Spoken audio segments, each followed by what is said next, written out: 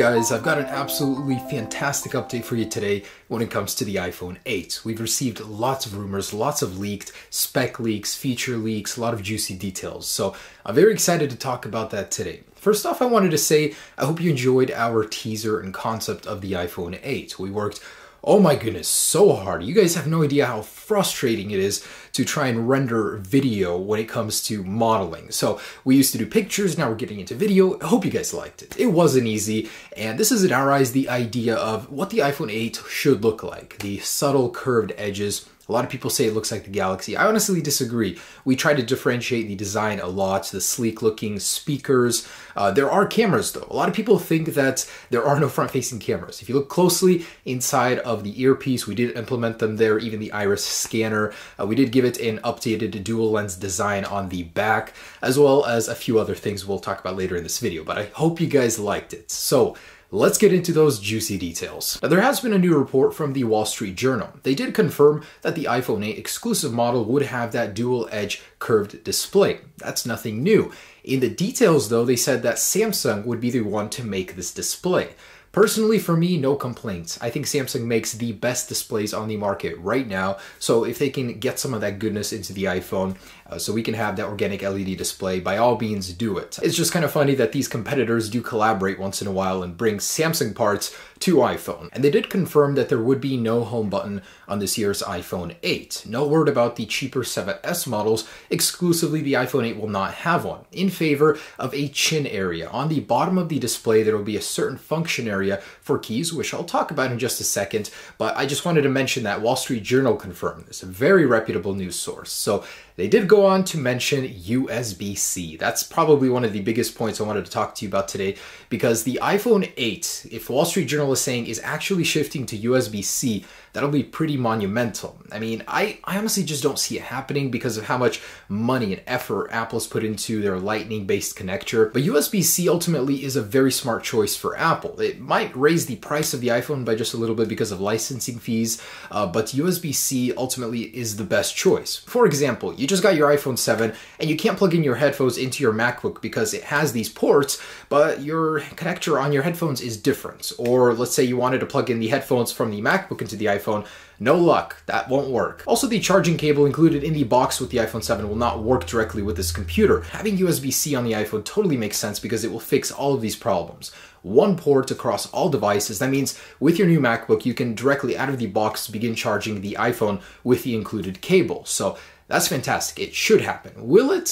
Who knows? I mean, Apple has been using the 30-pin since 2003, then they upgraded to Lightning in 2012. It just seems a little bit sudden. Apple is very slow at adopting these technologies, but it may happen after all, according to Wall Street Journal. Now, as good as this does sound, a world where all devices are connected out of the box using one standard, it was quickly shut down by a managing director from Barclays who says this probably won't happen. USB-C is just too much of a hurdle for Apple to overcome right now. Instead, what they will probably do is conform to European standards by including an adapter in box with the iPhone 8. This way they can keep selling iPhones with Lightning connectors, but still have a USB-C solution. So he says, just an adapter, not the real thing. And in fact, Apple has actually done this in the past in Europe, and it conforms to the European standards. I think a lot of you guys will love this one. So a Morgan Stanley analyst is claiming that battery life will be a key selling point of the iPhone 8. So a lot of older users with 2-year-old iPhones and even a little bit older are going to consider buying the iPhone 8 because Apple will be marketing the battery life as a huge improvement in the iPhone 8. This is great news because we heard some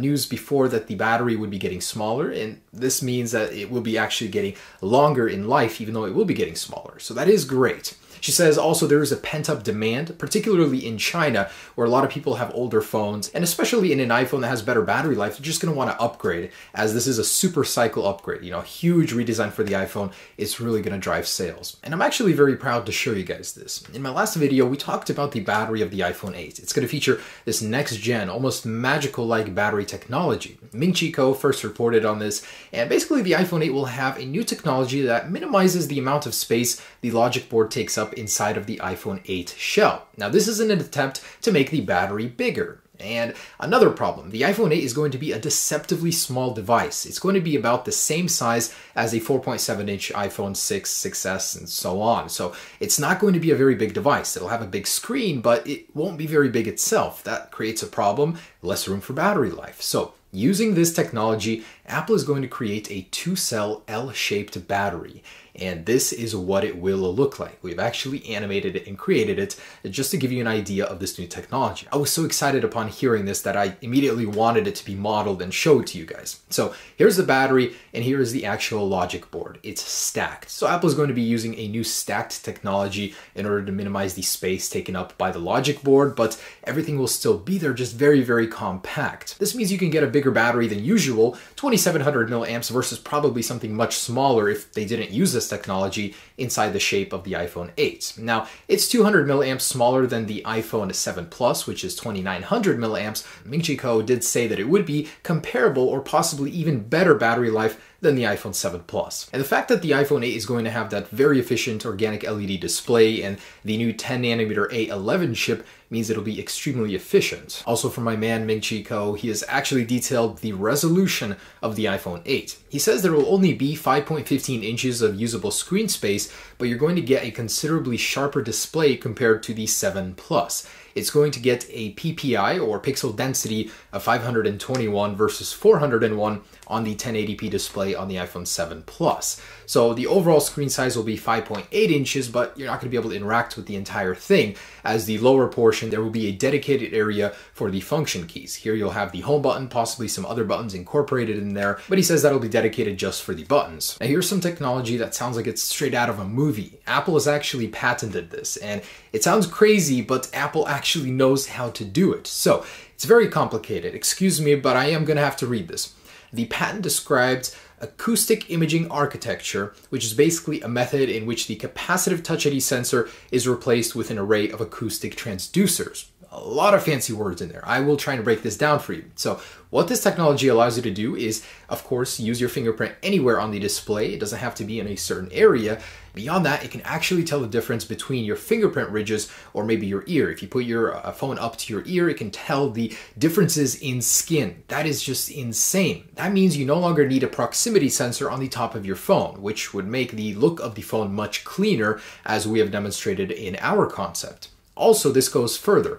Not only can you put it on the display, you can actually put this technology anywhere on the phone, on the outer ridges of the display, or completely on the back shell of the phone. So this opens up a whole world of possibility without a home button. That is just crazy. We're unlikely to see this on the iPhone 8, but future iPhones may actually incorporate this technology. So TrendForce has released a new report. These guys, I don't talk about it much, but last year they predicted that the iPhone 7 would have 32, 128, and 256 gigabytes of storage. So in this report, they are saying the iPhone 8 will come with only 64 and 256 gigabytes of storage. So you get a very low one or a very high one. No in between there. Also, the iPhone 8 will have 3 gigabytes of RAM, so it won't have an upgrade over the iPhone 7 Plus, even though it does have much more pixels to push, but they're saying it'll stay the same. And Ming-Chi Kuo said the iPhone 8 will have a revolutionary front-facing camera with 3D modeling abilities. So from a simple photo, you'll be able to model the basic structure of your face, possibly replacing Touch ID with this, using algorithms from a company they purchased back in 2013